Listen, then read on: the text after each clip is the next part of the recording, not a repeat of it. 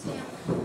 Šīs dienas noslēdzošā tēma varbūt ikdienā mazāk sastopama, izplatītājiem, ārstniecības iestādēm vairāk, bet tomēr svarīgākie akcenti un varbūt arī tāds nedaudz, netik daudz piemēru no mūsu darba ikdienas, bet vairāk šie teorētiskie aspekti, lai labi varētu izprast šo klīnisko pētījumu, kas ir saistīti ar medicīnas ierīcēm un in vitro ierīcēm, galvenos momentus. Tā, šeit arī sākumā tādas divas definīcijas, kuras atklāja, ka klīniskie pētījumi ir jebkāda pētījuma, kurās sistēmiski tiek veikti un kuros tiek iesaistīts pētāmās personas, lai novērtētu ierīces drošumu un veiktspēju.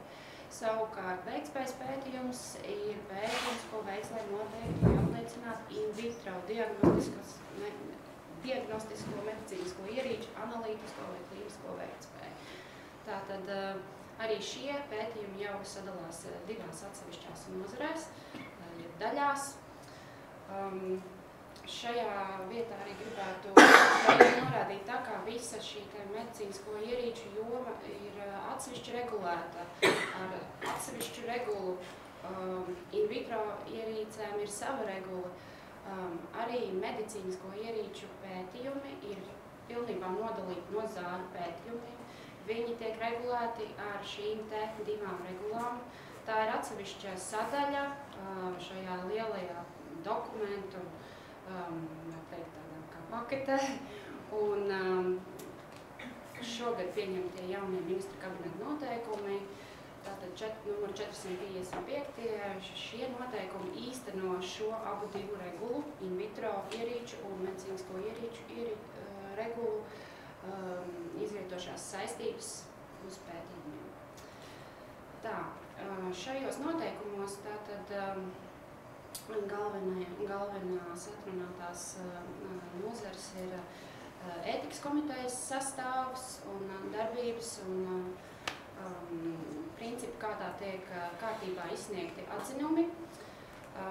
Protams, arī atļauja izsniegšanas kārtība, kādā tiek aģentūra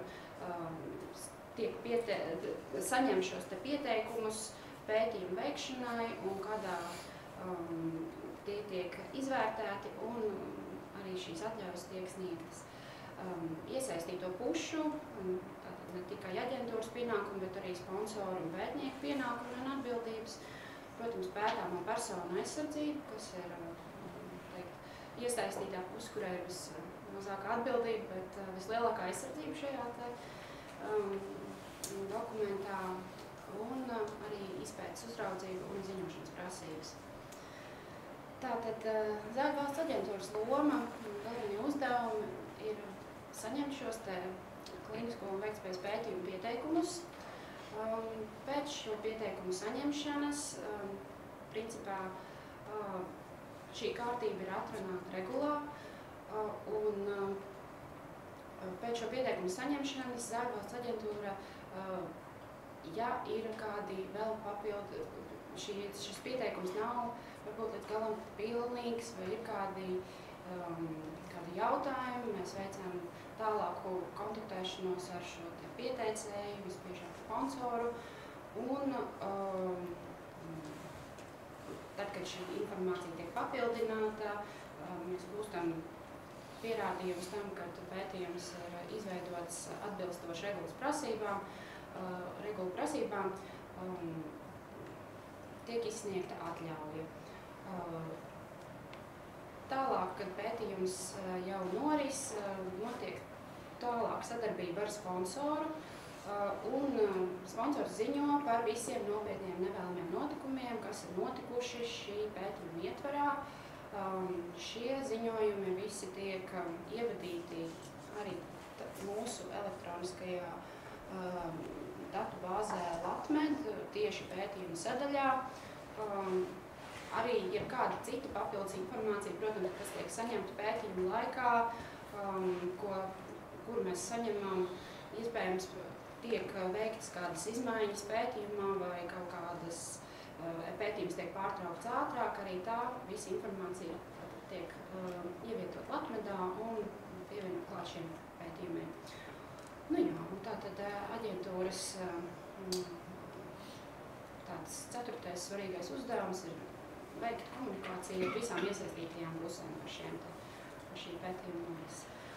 Tā, svarīgās puses, kas bez Zāļu valsts aģentūras, tātad vissvarīgākie ir pētījuma iniciatori, jeb sponsori, kas uzņems izveidot šos te pētījumus.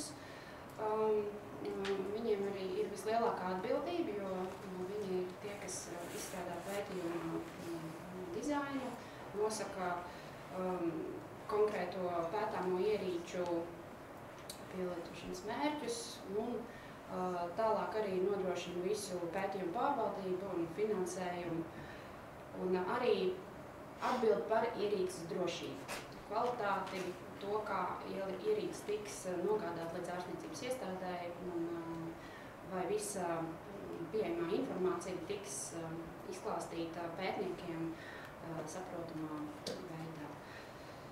Tālāk pētnieks ir persona, kura veids šo te klīnisko pētījumu ārstniecības iestādē, vai arī pētnieks tātad ir atbildīgs tieši par šo te veselības aprūpes procesu nodrošināšanu. Un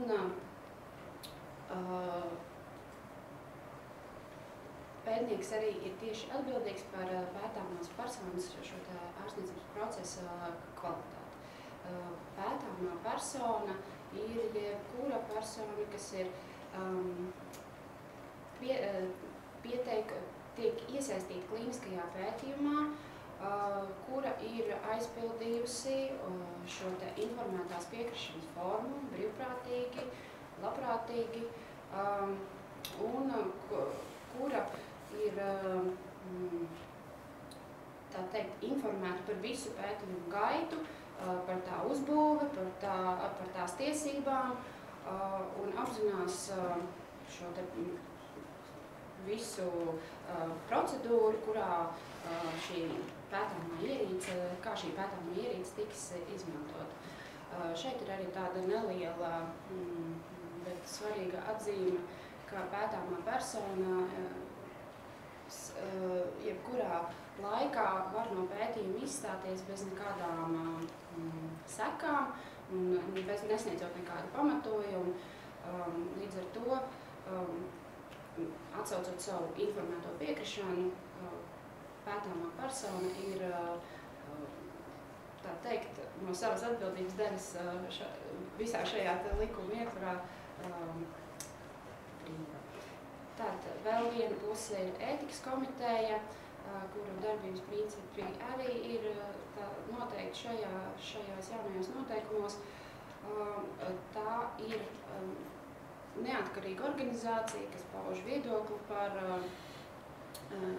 sabiedrībā svarīgiem jautājumiem, visbiežāk iesaistot pacientu, arī pārstāvis un sniedz atzinumu par konkrētiem pētījumiem.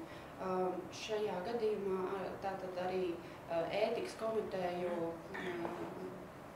darbības principi tiek ētikas komiteju atzinumu sniegšanas kārtība ir noteikta ar regulām abām divām, un sponsors šos te pieteikumus gan aģentūrai, gan ētikas komitejai var sniegt paralēli. Tas dažās dalību valstīs ir atšķirīga šī kārtība, tātad vispirms ir valsts, kur ir kompetentā iestāde sagaida pilnu dokumentācijas kopumu, kad ētikas komiteja jau šo atzinumu ir sniegusi, bet mūsu gadījumā tad mēs varam paralēli saņemt, sponsors var paralēli iesniegt šos pieteikumus. Tā, šeit būs minēti tādi pētījumu veidi, par kuriem ir jāsaņem Zāļu valsts aģentūras atļauja, ja kompetentās iestādes atļauja. tātad pētījumi, kurus veic, lai pierādītu ierīču atbilstību. Un šajos pētījumos tiek konstatēta un pārbaudīta, ka ierīce ir ražota, iepakota un piemērota konkrētajam ražotāju noteiktajam nolūkam, un tai ir paredzētā veiktspēja. Kā arī ka ierīces klīniskais ieguvums, ko norādījis ražotājs, kāds ir šis ierīces klīniskais ieguvums. Protams, arī ierīces klīnisko drošumu, un arī tiek konstatēti visi nevēlamie vai vismaz daļa no nevēlamiem blakus efektiem parastos ierīces lietošanas apstākļos. Šie ir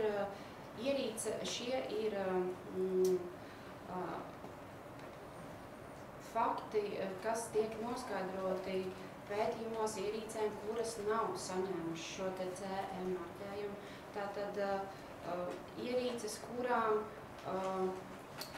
tiek veikts klīniskais pētījums, ir kā daļa no klīniskā izvērtējuma, un viņas šo savu certifikācijas procesu vēl tikai iziet, tad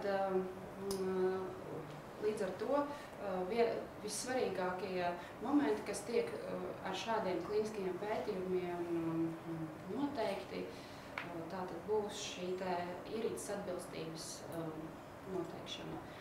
Un otrs veids tātad ir jau, kā kolēģis minēja, šie pētījumi ar ierīcēm, kuras jau tiek marķētas ar CE marķējumu zīmi, bet viņas tiek turpināts izvērtēt, un viņas turpina izvērtēt atbilstību tās jau paredzētajiem nolūkam, jo, ja šis nolūks mainītos, tad jau šis pētījums varētu tikt uzskatīts, ka tas ir ierīcei, kura vēl nav saņēmuši šo CE marķējumu ar šo konkrēto nolūku. Bet, ja šis nolūks ierīcē paliek tāds pats, un viņi tiek pētīti tālāk klīniskajā pētījumā, kura, tātad, kā šeit minēts, ietver pētāmo personu iesaist procedūrās, kas īstenojams papildus tām, kas ir parastos lietošanas apstākļos, un šīs procedūras ir invazīvas vai apgrūtinošas arī šādā gadījumā, tad jāsaņem aģentūras atļauja.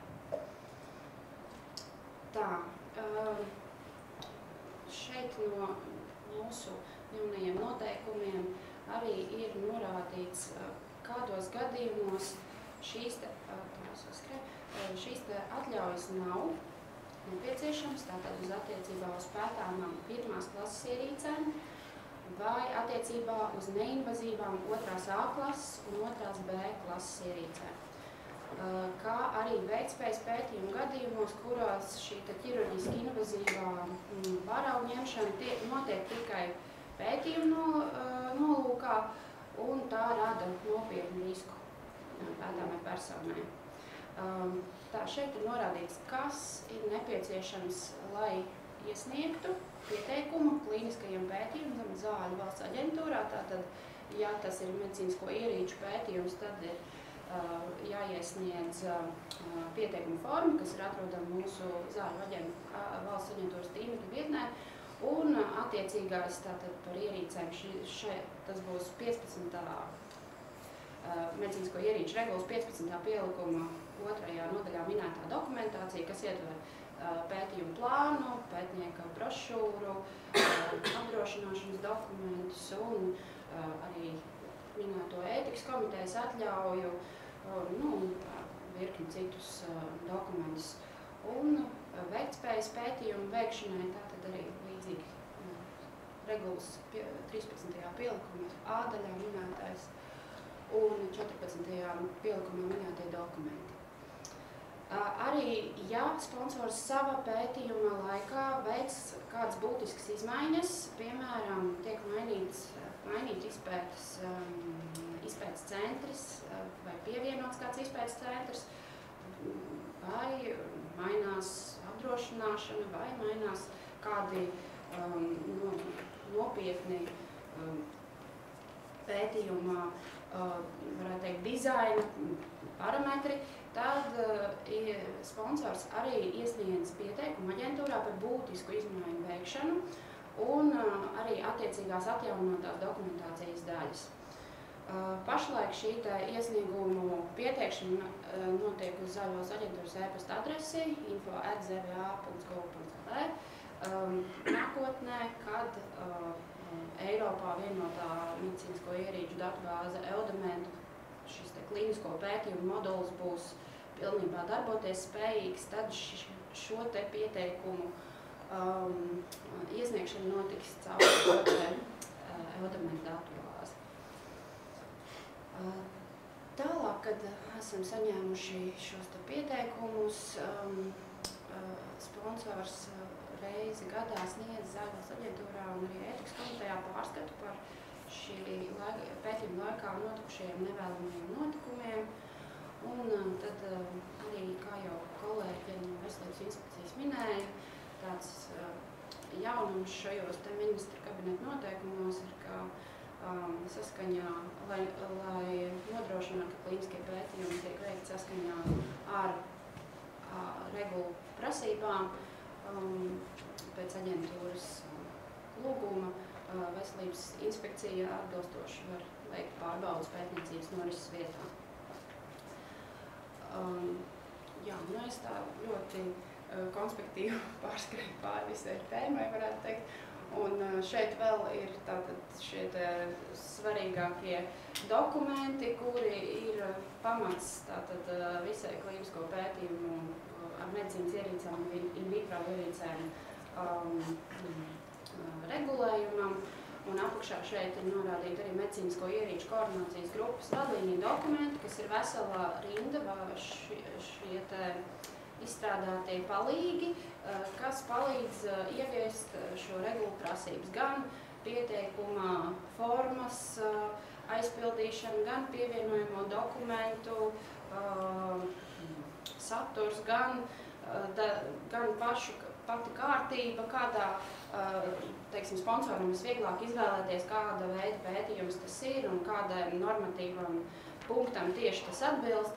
Tas ir diezgan plaši aprakstīts šajās MDCG vadlīnijās. Protams, ja ir kādi papildus jautājumi, tad mēs varam sazināties ar Zaļvalsts aģentūru par šiem ierīču pētījumiem. Paldies par uzmanību!